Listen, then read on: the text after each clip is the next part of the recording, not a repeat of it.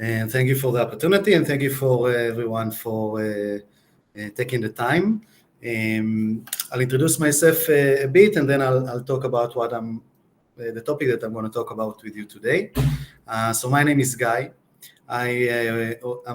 Although I haven't lived there for many years, I'm originally from Israel, and I work in the field of humanitarian aid and emergency response for like 7 or 8 years. Following this experience, I did my master program at WWII at 2018 till 20, so finishing just in the peak of COVID.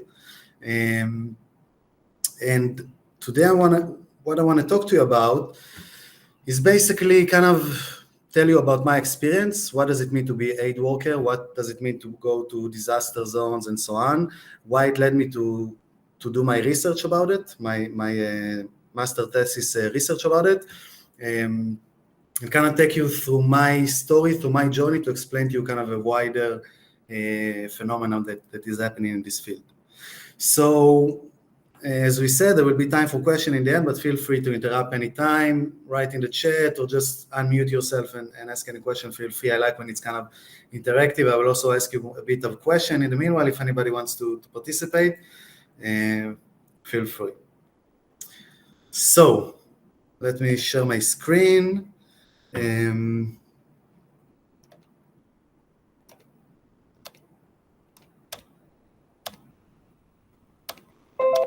Okay, can you see it?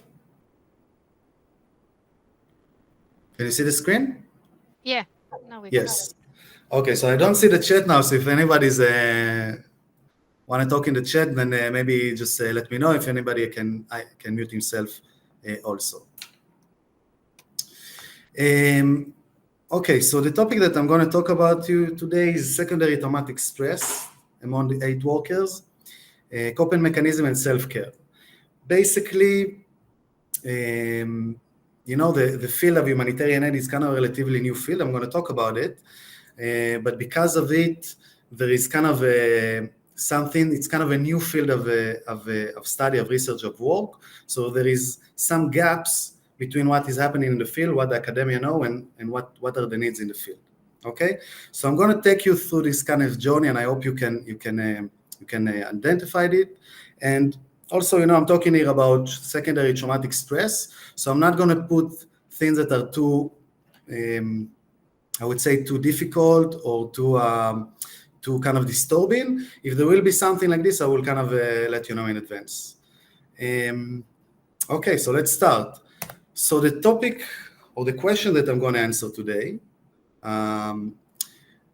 is, first of all, you know, what is actually humanitarian aid? What is emergency response? What does it mean? How did this field, kind of discipline, kind of arises? What happened in the world that made this thing happen? What is secondary traumatic stress? And self-care tool to prevent negative mental symptoms. And of course, what is post-traumatic growth? So although I'm talking about aid worker, you know, this self-care and burnout and post-traumatic growth are really relevant for many people. So I will start by kind of talking a little bit about my experience, what kind of disaster I took part in, what did we do there, to give you kind of a setting of you know, why am I even here talking to you? Okay, so I started my journey in the kind of the international development humanitarian aid field in Nepal. In 2014, there was a very deadly snowstorm. Took the life of 45 people. Thousands of people were disappeared or injured and so on. Basically, weather that is not expected to the season happened, and this disaster happened. It was the first time that I kind of find myself on an airborne mission on the way for you know, the way kind of to the Himalayas. My first kind of real adventure, I would say, in this regard. Following this, I was in Nepal during the earthquake in 2015. I don't know if anybody heard a bit about it. Maybe you can write it in the chat if you heard about it. So in 2015, there was a really big earthquake in Nepal. And what happened following this is basically, you know, all infrastructures, like in the first 3 days, there is no electricity, no water. no police, no government, nothing exists. This was kind of the first kind of big scale disaster. Following this, I worked in the peace building organization in Israel, trying to work on the Israeli-Palestinian conflict. After this, I went to Greece to work in the Syrian refugee crisis. This one, I guess, probably you heard about it. I mean, it's kind of hard to live in Europe and not hear about it. Following the war in Syria, there was a wave of refugees fleeing to Europe and also other countries in the Middle East to find shelter. I will go more in depth into this kind of case study. I will use it kind of as a case study to explain, to talk more about this topic, so we'll go back to that. Then I did my master in UCHI, and I went to work in the St. Vincent, which is a Caribbean island following a volcanic eruption. And then at the same time, we were hit by Hurricane Elsa in 2021, which is the same community that were affected by the volcano was also later hit, like a few months after, affected by a hurricane. So it was pretty interesting, challenging and interesting time. First of all, you can hear me right. I hope my English my accent is not too difficult. If anybody has any issue, please let me know. Because I cannot see the chat, so please let me know if you need if you want me to repeat something or so on. So after talking a bit about my experience, I want to talk to you just kind of briefly and to explain to the field of humanitarian aid. I don't know if anybody has any experience or exposure, with this field, but basically, we're talking about an industry. I call it an industry that started after Second World War. In the establishment of the UN and of the World Bank and establishment like this. I don't know if anybody know when was the UN was established. Anybody has an idea? Oh, sorry. No. Okay, so basically the UN was emerged in 1945 after the Second World War. It's the first time that we see that we see somebody is getting together to provide some kind of professional help for people in disasters, right? Man-made or natural disaster. And then in 1991, what happened in 1991? The end of the Cold War.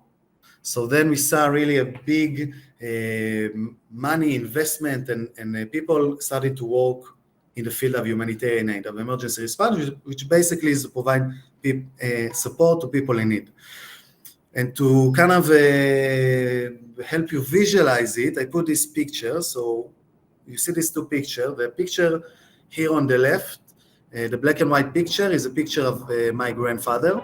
He's the handsome guy on the right.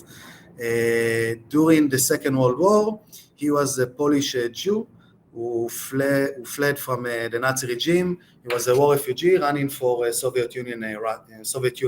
Back then it was Soviet Union. And back there in the 1940s, basically nobody waited for him for the other side, right? So there were many people dying from the war, but also a lot of people dying just because of running away from a war. And on the right side, you can see this is a picture that was taken in a refugee camp in Greece in 2017. And this is kind of me, being part of the effort of providing support for the refugees. So there is still many people with needs, many people with problems and challenges in the world don't get support, but at least today there is some kind of mechanism that provides support for people in need. While 70 or 80 years ago, nothing exists, right? So like a small play for optimism.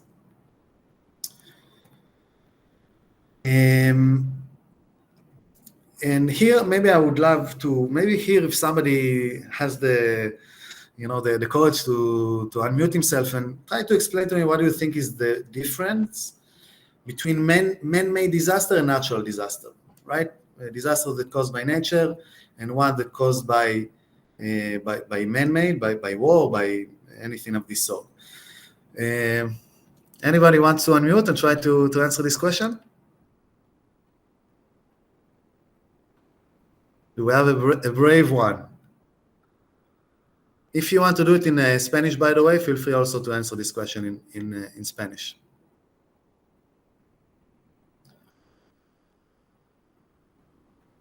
No? Okay. Then I will answer this question. You can hear me, right? You can hear, everybody can hear me, right? Yeah, it's okay. Yeah, okay, good. So man-made disaster, basically, you see the picture here on the left.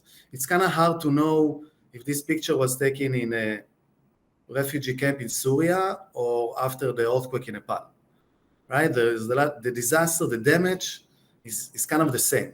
But what we see in a man-made disaster, or what happened usually in natural disaster, is that people, after the disaster happened, people join together to rebuild, basically.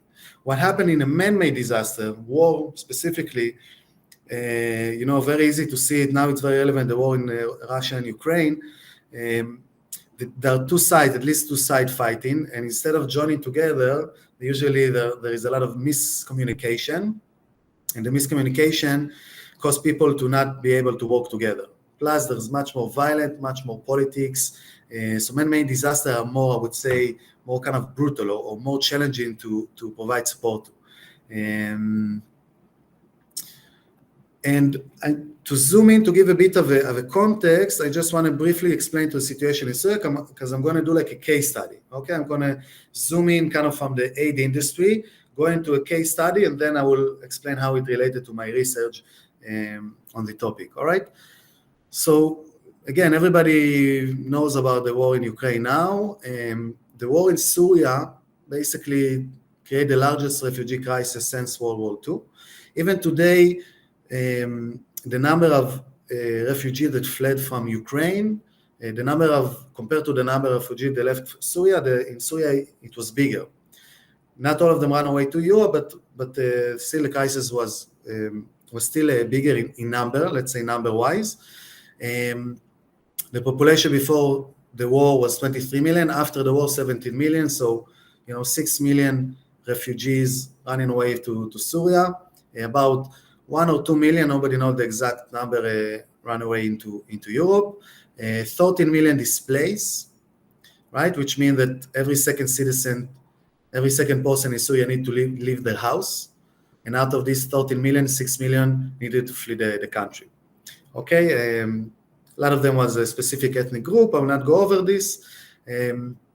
But basically what I'm trying to show you here in this slide, that the number of asylum seekers that reach Europe, as you can see, during other wars and challenges time in Europe, what we saw in 2015, we saw a surge of big number of refugees arriving into Greece. And this is just the official number, right? The non-official numbers, they say it's like much bigger, maybe 500,000, maybe 1 million people not registered. Okay? The next picture, I would give a small trigger alert. The next picture that I will show you is not very pleasant, I would say. It's a very famous picture. I don't know if anybody recognized this picture, but this picture was taken in 2015 in one of the beaches of Greece. Basically, a refugee child, his body is being washed away to the shore.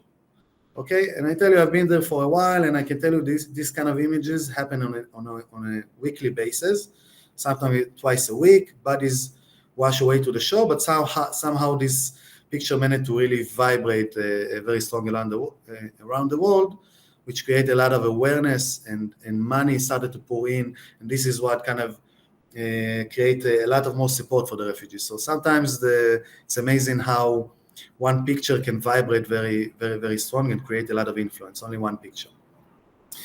And I want to take you from this picture to the picture a little bit of what kind of work we did as an NGO, as an aid organization working in Greece. Again, just kind of to create the setting. So kind of on a nutshell, we provide psychological session. So I was managing a team of Israeli-Palestinian mental health professionals, and we provide psychological session for men, women, youth, children, basic helping them to recover from their war traumas and help them to try to go back into their normal life as much as possible. We open a refugee community development centers.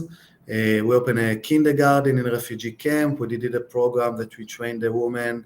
Most of them lost their husband, or kind of the husband or the father to the war, and we trained the women to activate the kindergarten on the professional and administrative level.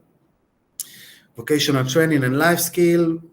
We focus on women basically again and trying to give them economical independence, give them tools so they can become part of society, and giving them kind of back control into their life. We did a lot Farsi New Year, Christmas celebration, celebrating basically the refugee community with the local community there, trying to help them to integrate by celebrating each other's holiday and creating a sense of a community. And from here, I want to take you to what is secondary traumatic stress. I don't know if there's any psychology students here or social worker or so on, but maybe you are familiar with this. So I'm guessing that everybody knows what is PTSD, which is post-traumatic stress disorder, but not all of the people know what is secondary traumatic stress. So what does it mean in post-trauma? You know, it's simpler. You see a life-changing event, you see an event that is very difficult, and then you can suffer from trauma after the event has finished. Well, in secondary traumatic stress is basically kind of by being around people that suffer from trauma, you can suffer from the same symptoms that the people who have the trauma experience, right? So instead of being in direct exposure to the trauma, you can have like a second exposure to the trauma, and then you, by kind of over empathy, I guess you can call it, you start to develop the same kind of symptoms. Okay, imagine yourself like a doctor treating people with COVID. If you don't put enough, protection gear, if you don't protect yourself enough, you might kind of get infected by the same virus that you help the people that you are working with to cure. Okay, so one of the main reason that I wrote this thesis about the secondary traumatic stress is to raise awareness into this problem, which is not well known enough, hopefully to help people to overcome it. Okay, so I will read this quote, which I think is very relevant. The direct exposure to misery, the ever-growing numbers of people affected by humanitarian crisis, deteriorating safety and security conditions, and limited available resources mean that humanitarian workers remain exposed to a wide variety of sources of stress. Okay, so basically aid worker, sometimes it seems, I don't know, maybe from the side a bit glamorous that you can travel the world and go meet different people, different culture and so on, but there's also, you arrive to a situation or you meet people in the most difficult times of their lives, a very stressful environment, non-safe in many times. That's exposed you to a lot of sources of stress, right? You can say it about aid worker, you can say it about police, you can say it about firefighters, medical teams, I would say psychology, social work, everything that is exposed to people that work in with disaster or with trauma. Okay, so this is a secondary traumatic stress, and here I want to kind of let you, how should I say it? I want you to feel a bit. What does it feel to walk in a refugee camp in Greece or in any place in the world? And this point that I'm going to share with you now, a very short video. This video was taken in December of just before Christmas of 2017 in a refugee camp in northern Greece, close to the border with Bulgaria. I have the full. This is a testimony of a person that gives a very bad testimony of how ISIS fighter killed the baby, his mother, and so on. I will not go into too many details, but I have the full testimony with subtitles. If anybody wants, please feel free to contact me during or after the lecture, I can send you it's on YouTube, so I can send you the link. But basically, we brought the children theater show in Arabic to perform in front of the children, and then this person, this old man, just sat down in front of the camera. We did some interviews, and he has to share his story to the world. Okay, in just a few seconds. Again, there is no subtitles. I don't know if anybody speaks Arabic here, but if any speaks like some kind of dialect of Arabic, so I don't think people will understand. And I just want you just kind of just to feel it a bit. Okay. ولد عمره سنة بحضن هاي 3 أيام ما ماكل ولا شارب قال مت من العطش من الجوع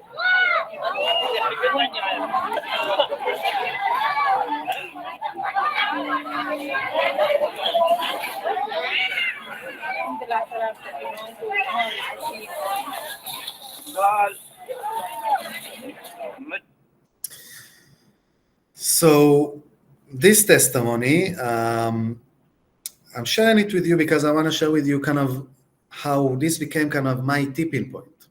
Okay, so basically walking around, on a daily basis in a refugee crisis, in refugee camps, feeling with people that kind of freshly just have like very open wounds, or it can have like a mental burden kind of on your shoulder. And this point was the point where, imagine yourself like a bucket full of water, when the water is your emotional world, right? The water is your emotions. So normally, you're supposed to be like in a healthy level when the bucket is kind of half full, half empty kind of thing. But if you're exposed to a lot of stress and a lot of kind of this kind of story, it's like putting more and more drops of water into the bucket. And then in a certain spot, in a specific kind of point, you have like one drop too much when the water started to pull from the side. When the water started to pull from the side, it's like you've been overwhelmed. You have now too much emotions within you, more than you can handle. And then we have what it called, being overwhelmed. So this story that this man said in December of 2017 was my 1 point too much. And this is when I was like already born out, and it really affected me on my personal and my professional life. I still kept on going and kept on moving because I was very motivated. I want to help people, but I gave everything that I have for other people, and I kind of start neglecting myself. So I will go more into details about that by explaining you a little bit about the symptoms, kind of what I experienced.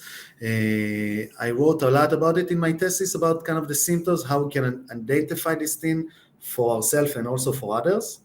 These symptoms are, of course, relevant for aid worker, but today in kind of the fast-going or fast-moving world that we are living, it could happen to people also in any kind of job, So you might find yourself in different time of your life, kind of maybe identified in some of the symptoms. So this is also what I felt, okay? So we have the short-term symptoms, which is bad sleeping patterns, not healthy eating habit, isolating yourself, physical pain, intoxication, increased anger. So loss of hope and negative perception about the world, low energy. So basically on the short term, what happened is that things start to become bad. Your emotional situation is not good, your stability is not good. Let's say if it's something that happened for a long period of time, few weeks, few months, and most of the day you feel like this, then this is like a yellow card in football. This is something that needs to raise your awareness, and if also to yourself, but also to your people or to your friends or to the people around you. Okay, so sometimes identify something like this in your friend could really help him, because I tell you that while I felt these symptoms, I just chose to ignore them because I wanted to do my job. I wanted to be there for the refugees, and I just ignore them until they become even worse. And I will read this quote also, maybe it helps to understand it a bit better. that there is a difference between feeling tired because you put in a hard day's work and feeling fatigue, meaning like tired in every cell of your being. Most of us have experienced a long day's work and the reward of hard-earned exhaustion, right? That you had a long day, you're very tired, but you feel satisfied and fulfilled, right? This is a good feeling. But there is another kind of tiredness, the kind of tired that results from having a trauma exposure response is a bone tired, soul tired, heart tired kind of exhaustion, right? So everybody has some bad days, but you're talking about days when the majority of the days are very, very hard. And kind of, you kind of lose a bit of a sense with yourself, in better times. Some of the physical warning signs, maybe a bit, for some people, a bit easier to identify.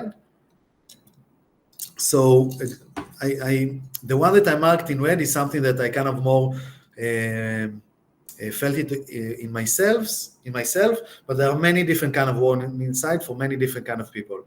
In the thesis, if anybody wants, after I can send him in the thesis, I elaborate about it much more. But this is just to give you a sense of what kind of things can happen to you in the physical and the behavioral level that you need to pay attention to. Okay, so we're talking about the insomnia, meaning like not sleeping good, exhaustion, grinding your teeth, hyperpilation, any kind of pain, unexplained pain in your neck, in your head, in your back, in your knees, the psychosomatic. If you're suffering, the pain will come in one way or another. Some behavioral signs, you can see increased use of alcohol and drugs, avoiding of client or patient or people. Basically, detach yourself from the group, from your family, from your friend, from your colleagues. Kind of this feeling of nobody can understand me. Many people, including myself, during this time, and people that I work with had this feeling, just nobody can understand me, I'm in this alone, and you just slowly shut yourself from the group. Imposter syndrome, lack of confidence, lack of problem decision making, and so on.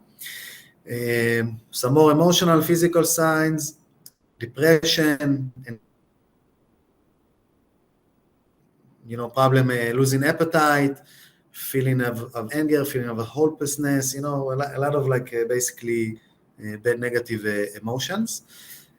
And I say it again, it seems like something that you would say it's very easy to identify, to see it if it happened to me, but I tell you from experience that when it happened to you, we have a defense mechanism that try to pushes the problem away sometimes, so you just push them aside and keep on focusing with a narrow kind of vision, keep on focusing on your goal, on your target. And basically, okay, so this is like the symptoms, this is the challenges, this is the risk that we have of basically helping people in need. But from there, I want to talk about the second part, or kind of the next part of my paper, which I think is the most important, which is self-care, which is basically what do we need to do to prepare ourselves for the challenges that we have in the world. What do we need to do, as an aid worker, but today also as every sane person, you live in a world that we hear a lot of things on the news, wars, economical crisis, it happens all the time, we hear it all the time. But what can we do to keep ourselves safe and healthy, physically, emotionally? How can we cope with these problems better? So the answer in one word or two words is self-care. And self-care refers to a set of activity that a person or a community is consciously and proactively self-doing to maintain their own mental and physical health.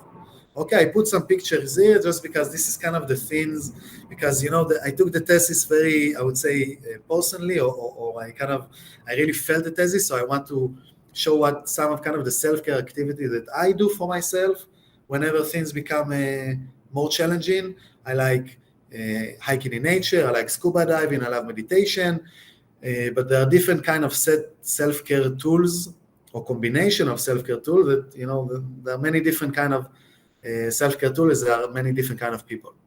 So what we will do, and maybe I will try to help you in like to help you also to identify what is your self-care and what do you need to do when things get hard. And it's the thing that you need to kind of prioritize and make sure that you know, that you keep on doing when things get good, but moreover, when things gets harder. This is some more kind of self-care strategy. You can kind of take a look and see, you know, which one you can connect to most. Very important to sleep good, to eat good, to take exercise, to have like a balanced diet. Use your spiritual resources. It could be spirituality, it could be religion, it could be a set of value. Get support from peers, from other. Find this kind of balance, this very tricky balance to find in these days of work, play, rest. Kind of find, you know, your life work balance. Very important. Many people neglect it all over the world these days, unfortunately. Use professional help if needed, and there are many other different kind of self-care tools, just to give you kind of a taste. And this model I talk about it in the research is called the basic PH model. Basically, if you're not sure what are your self-care tools, if you cannot, you know, try now or try in the end of the lecture to write like 10 things, physical activity that you do to make yourself feel better. If you cannot find, you know, at least 5 activities, different activities that you even use every once in a while, then you need to go back to this model and try to identify the things that you do to make you feel better. Okay? And there are many different kind of like a coping mechanism models. This is just one that I use a lot. We also share it with the refugee many times. And it divide the people into 6 categories, you know, 6 kind of coping mechanism strategy. So you need to, I will go over this now and try to see which strategy you do that makes you feel you are more connected. Okay, that what kind of activity that you do to make you feel better that fall under like which category it falls under. Okay, so the first one is belief. So when things get difficult, many people kind of go back to their core beliefs and value system. So what happened in my case, for example, when I suffer from the secondary traumatic stress, I lost the connection to my core values. So for example, if before working with a refugee in my normal times, I used to, and I still do today, but I think that the world is a good place, and most of the people are good people. But back then, when I was done, when I was you know, kind of when I was suffering from this, I lost this core value, and I thought that the world is a bad place, and that most people are bad people. So I kind of got detached to a very core value that I had. Now, when I healed from this and I recovered, now I have this core value again. So it's very important in some time like this, you can go back to your core values. Again, it could be religion, it could be spirituality, it could be academia, it could be, I don't know, a culture or NLP that you like, or anything of this sort. The second one is effect. The effect is feeling. So the fourth one was belief. The second one is effect, is the feeling. Everything related to expressing your emotion fall under this category, right? Everything, finding a way, any kind of different way to express your emotion. This goes to the people that are like more emotional. Social is basically seeking support with the people around us, with our friends, with our family, with our colleagues. Any relationship that you have in your life fall under this category. You know, just go seek support with other people that we trust. The next one is imagination. Here falls, this one is very relevant. They use it a lot for kids, but it's also relevant for everyone. Everything from art therapy, dance therapy, music therapy, any kind of therapy, right therapy. There are many different kinds of therapy fall under in this category. The second one is cognitive. This is something that one of the reasons that I wrote this thesis and I did this research about it is because I needed to rationalize what happened to me. I needed to understand it. So I went to this cognitive kind of strategy. And the last one is physiological. Here, everything related to sport, dancing, yoga, rock climbing, whatever it is that you need. Okay, so we have these 6 kind of strategy. You're supposed to have at least like 2 of them that you feel more kind of connected to, that you feel more that you can identify it with. If you don't find yourself connected to any one of those, or if you don't think of self-care tool that you need to do to feel better, talk to me. Okay, I will put my details in the end, and I can help you think about it together because you exist somewhere in this sphere. And before I kind of wrap up, again, self-care, I just like this quote that they said that the Buddha said is, if your compassion does not include yourself, it is incomplete. Which means that self-care is about feeling compassion for others, but without leaving yourself, neglecting yourself. And if there's one thing I think is the most important thing, that if there was one thing I would tell you to take from this talk, and I think what is the most important that I did all of my research kind of aiming to arrive to this spot is resilience and post-traumatic growth. So post-traumatic growth, it's a medical term, PTG, basically talk about how we can take trauma, and if we work on it, if we proactively facing the challenges, we can take the crisis and turn it into growth, something that helps us to become a better, stronger person that we were before the trauma. Okay, so the idea, I think that I will be happy if you take, and I think it's something that we try to explain to the refugees or every population, people in need that I work with, is the idea of how we build resilience, how we use this crisis, and some of these crises and trauma can be very bad, but we still can use them to rebuild kind of a better version of ourselves, kind of like a 2.0 version that were before the crisis. Okay, so basically every crisis is an opportunity. Okay, opportunity to build a resilience. So I'll just read the quote. It is through this process of struggling with adversity, the changes may arise that propel the individual to a higher level of functioning than which existed prior to the event. Okay? From the process of struggling, facing our difficulties in the eyes, we can become better, stronger person that the next time this crisis will arise or other crises, we'll have better tools to deal with them and to work with them and to transform them into something positive. Okay?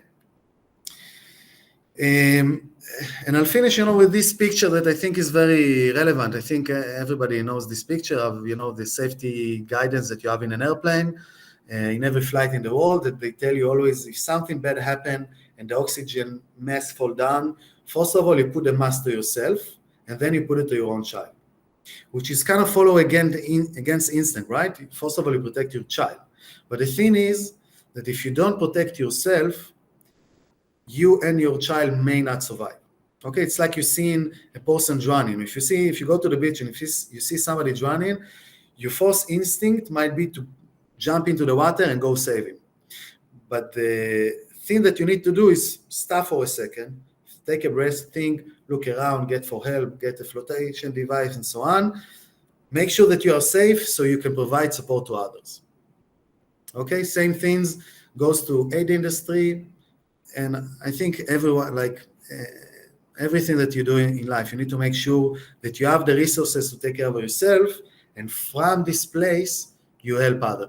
instead of helping others until the point when you cannot help yourself anymore, and then you cannot help yourself and you cannot help the others. And that's it. That's what I had to tell you. This is my email and LinkedIn if anybody want to contact me or talk more about this topic. I know that many times people contact me after the lecture in a more kind of intimate setting. So please feel free, and thank you very much for your listening, and I'm open for question if anybody wants. Thank you very much, Guy, for all the ideas about how to cope with traumatic stress. And now, as he said, it's time for questions. So you have the chat, or you can simply ask for the floor.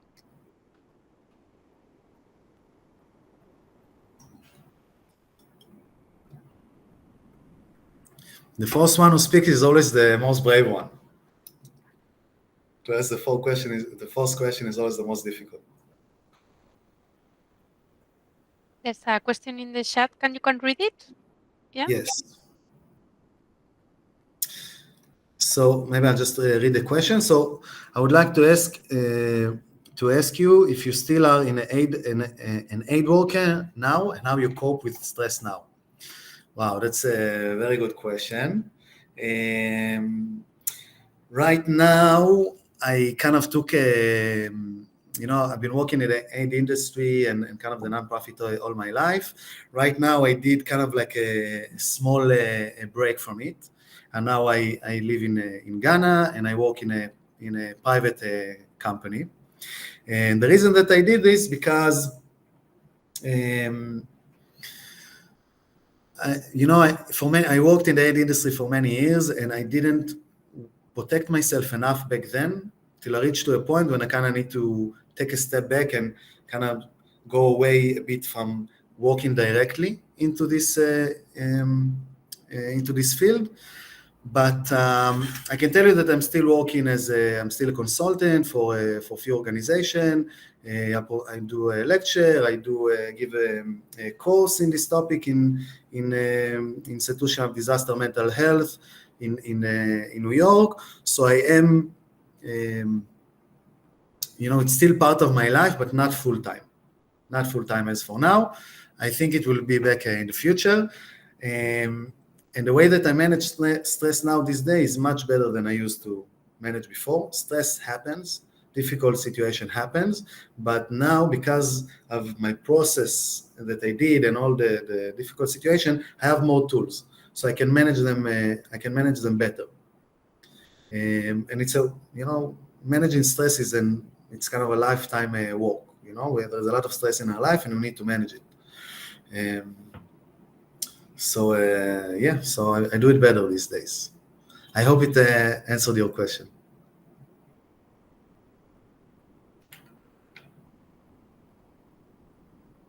Second brave one.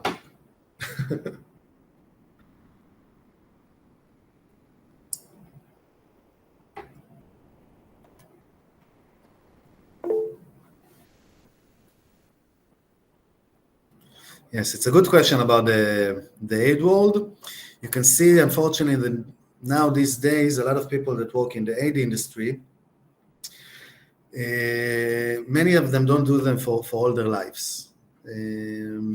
Because of the issue of many people get kind of burnout and they need to take kind of a break of a few years. I see it a lot in the aid industry, and this is something that I hope it will change. I hope the awareness will be bigger and people, and this way will become, or this kind of industry will look at it in a more professional eyes.